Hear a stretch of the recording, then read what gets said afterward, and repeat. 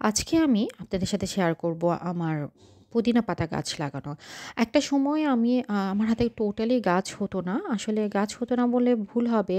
আমি গাছের প্রপার হচ্ছে গিয়ে যত্ন আত্তি বা টিপসগুলো জানতাম না।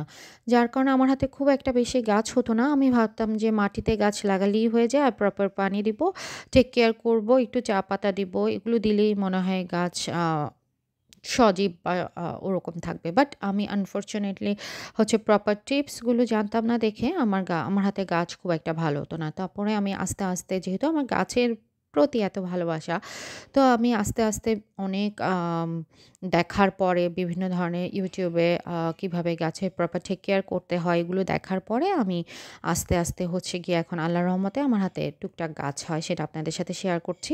তো আমি যে পটটাতে হচ্ছে গিয়ে গাছটা লাগাবো সেটাকে আমি ছিদ্র করে নিয়েছি। তারপরে হচ্ছে শপিং ব্যাগ থেকে কিছু আ আ মানে পেপারের মতো করে টুকরো করে ওখানে রেখে দিয়েছি। আর এখানে হচ্ছে গিয়ে আপনারা চাইলে এগুলো শুকনোও দিতে পারেন। আমি এখানে হচ্ছে গিয়ে যেহেতু আমি আজকেই লাগাবো তো আর শুকনোর টাইম পাইনি। যে সবজিগুলো থাকে ওগুলো ছাড়ানো চামড়াগুলো ওখানে দিয়ে দিয়েছি। আর এখানে হচ্ছে গিয়ে আমার জৈব সার, তারপরে বালি, মাটি, আ তারপরে হচ্ছে আ ১ বছর আগের পুরনো গোবর সার, মানে এই মাটিটা আমার রেডি করা থাকে, যেহেতু আমি গাছ লাগাই। আর এটার মধ্যে হচ্ছে গিয়ে একটু চা পাতা দিয়ে দিয়েছি। আপনারা চাইলে আ ডিমের যে খোসাটা থাকে সেটা গুঁড়ো করে দিলে আরো বেশি ভালো হয়। এটা আমার শেষ হয়ে গিয়েছিল, তো আমি দিতে পারিনি। আমি আ এই ভিডিওটা মোটামুটি হচ্ছে গিয়ে স্কিপ না করে পুরোটাই ডিটেইলস আপনাদের সাথে শেয়ার করছি। যারা আমার মতো গাছ লাগাতে পছন্দ করেন তারা এইভাবে লাগাতে পারেন। তারপরে আমি ১ম এ একটা লেয়ার হচ্ছে গিয়ে মাটি দিয়ে দিয়েছি। তারপরে হচ্ছে এই শুকনো সবজিগুলো, আ সরি, আ এই সবজির মানে খোসাগুলো আমি এখানে দিয়ে দিয়েছি। তারপর হচ্ছে আবার মাটি দিয়ে দিলাম। আর যে পুদিনা পাতার মানে গাছটা এনেছিলাম, আমার হাসব্যান্ড বলেছে এটা খুব ভালো জাতের হচ্ছে পুদিনা পাতা আর গাছ। তো এটা আ লাগানোর জন্য। তো আমি তো ভাবলাম যে এবারও যদি লাগাই, কারণ আমি প্রচুর অনেকবার ট্রাই করেছি। আমার হাতে না একদম পুদিনা পাতার গাছ হয়ই না।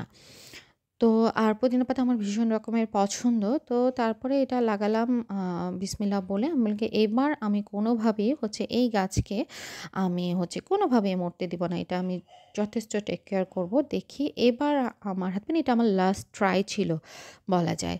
তো এটা তো দেখি আপনাদের সাথে আমি শেয়ার করছি আসলে এই গাছটা আমার ছিল নাকি মারা গিয়েছে। তো আমি মোটামুটি পানি স্প্রে করে এটাকে রেখে দিব। আর ১ মাস পর আপনাদের সাথে শেয়ার করছি আমার গাছটা বেঁচে ছিল না মরে গেছে। তো এইভাবে করে আপনারা অবশ্যই ট্রাই করবেন। যাদের একদমই গাছ হয় না, আমার মতো যারা গাছ পছন্দ করেন, আ তারা অবশ্যই একবার ট্রাই করে দেখবেন এভাবে প্রপারলি লাগালে। এরপর দেখেন আলহামদুলিল্লাহ আমার ১ মাসের পুদিনা পাতার গাছ এখান থেকে অনেকবার নিয়ে খাওয়াও হয়েছে আমার।